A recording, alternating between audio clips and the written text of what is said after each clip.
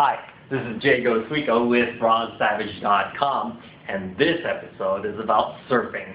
It's basically just an intro to Surfing 101. And before I get started, I just wanted to introduce myself, Gosuico. I can be found on Facebook. To make it easier, I left out the last part of my last name.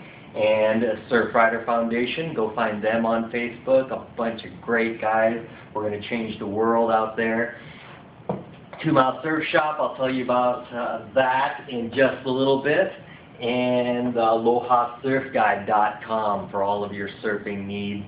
And they've got a great list of safety tips and etiquette and all the things that you'll want to know surfing. Unfortunately, they're Hawaii based, so go to 2 Mile Surf Shop if you're going to come surf with me.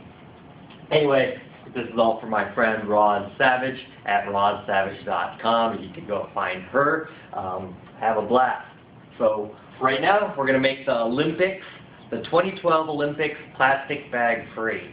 So help me out by signing that petition at the bottom of the screen. Okay, this is Intro to Surfing in Northern California. There's only 2 spots that I know of. Well, there's a couple others, but there's 2 spots that I'd love to tell you about that are perfect places to learn how to surf. Bolinas is absolutely the best place to learn how to surf in Northern California. I know I've paddled all up and down the coast looking for surf spots, and I'll tell you why. The only caveat that I have with that is Bolinas is a very special place for me. It is as close as I get to the islands from California. And so I ask with all my heart that if you do go find Bolinas, leave all that negative feelings and leave all that anger and any of that animosities or prejudgments behind, because when you go into the town of Bolinas, the stray dogs have right of way, the kids are running around the streets, and in a vehicle you've got absolutely no running right of way. There's no honking in the entire town either. So enough of that. So this is California, and most of your swells come in from due west. When swells are coming in from due west, it's called the beach break, and basically swells come in as 3-dimensional bubbles. So when a swell comes in and that bubble hits the beach, it forms a surf. Sometimes there's 2 surf zones. There's an outer break and an inner break. So when you're first learning, it's always nice to play around in the inner break and then move out to your outer breaks for the most part. As I said, most of California is due west, is facing due west, and so these waves can come in from anywhere. And if you look at these bubbles as kind of a boiler plate, there's just a whole bunch of bubbles coming in. It's hard to line up. It's hard to decide where the next wave is going to be. And it's almost like winning the lottery surfing. There are, however, 2 places in California. One is in Santa Cruz, and the other one is in Bolinas, where it's a south-facing beach. So in Santa Cruz, there's a little jetty out here that comes out, and the waves wrap around, and this is what you call a point break, as in steamers or cows. So that's a point break.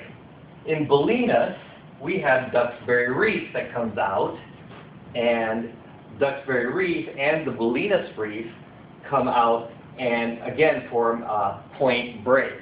So a lot of you guys have heard of movie Point Break. That's what we call a point break in surfing. And the point break allows the waves to wrap around and the waves to line up at a specific area, so I know where to go to line up as a surfer.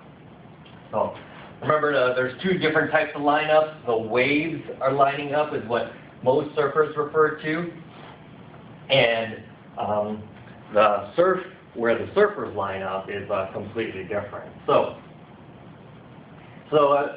most your waves in November and December come in from the south, and these are called pineapple expresses.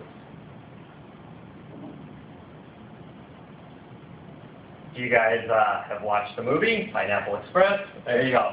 These come from the south, from Tahiti and Hawaii, and with them from the warm parts of the world, equatorial parts of the world, lots of humidity. So that humidity comes up, brings in a huge wallop. These huge waves come in, swells come in with lots of energy. So when you want to go to see the Mavericks down south in Point Montera and Half Moon Bay, then that's going to happen sometime in November. Late November, December, the bigger swells come in. If you want to learn how to surf in the smaller waves, then you'll want to go in June, July, August, where there's lesser waves and also warmer temperatures depending on where you catch it. So warmer temperatures in May, in springtime, and then in the summertime it starts getting cold again, or chancy getting cold because of the fog that rolls in, which is a different video blog altogether. All right, so the cold northerlies come in, and they're very cold. And because they're arid, they usually come in wispy kind of windy conditions, almost gusty, annoying kind of wind. But they bring in the light and fluffies. And so when a cold northerly comes in, I'll go snowboarding. And then I'll wait for the warm pineapple expresses to go to the coast and go surfing. So there you go, the two types of swells that come in that you'll be waiting for. You also know about the point break and the beach break, so you'll be looking out for a point break, again in bolinas. And then we'll go into the topography. Now this is very important, and even more so in bolinas because it's got a shallow beach break, so it's that shallow sand bottom. So a shallow sand bottom is if this was the shoreline and this was the bottom. A sand bottom is nice and forgiving because a rock bottom might be hard to land in, especially if the waves are crashing in onto the beach and if it's a rocky beach, right?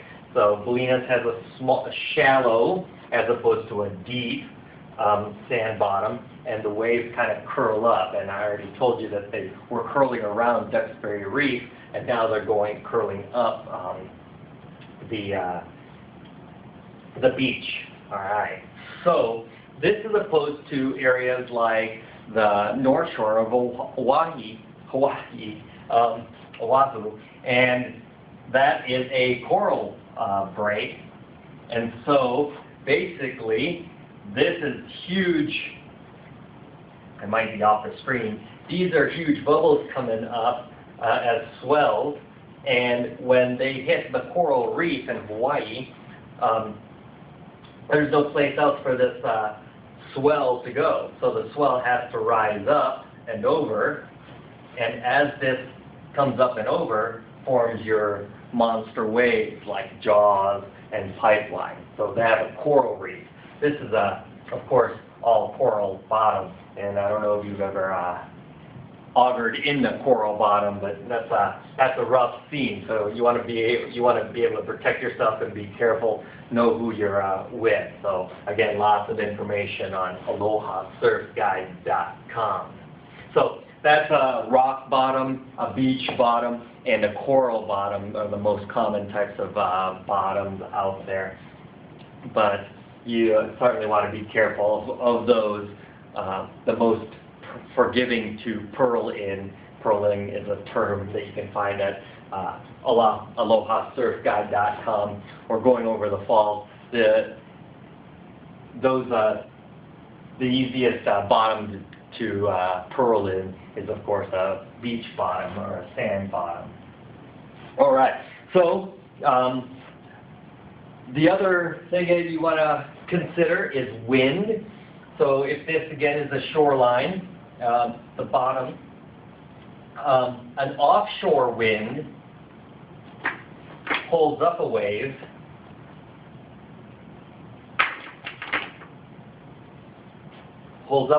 face, right? With an onshore wind,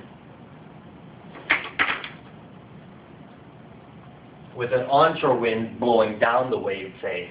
So what you want is an offshore wind. So if you were flying a kite, you'd be flying a kite in this direction, so that this offshore wind can hold up the space and make it nice. Sometimes you have to travel up and down the beach in order to find that proper offshore wind. So there you go. Find an offshore wind, find bolinas, find a nice point break with a shallow bottom rise, sandy shallow bottom rise, and that all comes into play in bolinas. So why I'm so reluctant is because Bolinas is the secret town in California. The townspeople take down the signs. There's a couple of there's 4 unmarked left turns. All the right turns are clearly marked. All the left turns are unmarked. It's a unique and quaint town. It is on the internet. You can find it. But again, if you could find it in your heart to come in a little bit more gently into the town of Bolinas than any other town you've been in, I think you'd appreciate the culture that they have. Again, a lot more information about surfing at the 2 Mile Surf Shop in Bolinas. On their website is also written directions to Bolinas, and Aloha Surf Guide for all your etiquette and all your safety tips. Be safe out there. It's a great time to go in Northern California. It's a year-round adventure, and bring a good book just in case the surf is bonk. All right, have fun. And this is Jay, and find me on Facebook, find Surfrider on Facebook, and find my friend Roz Savage on rozsavage.com. Shaka.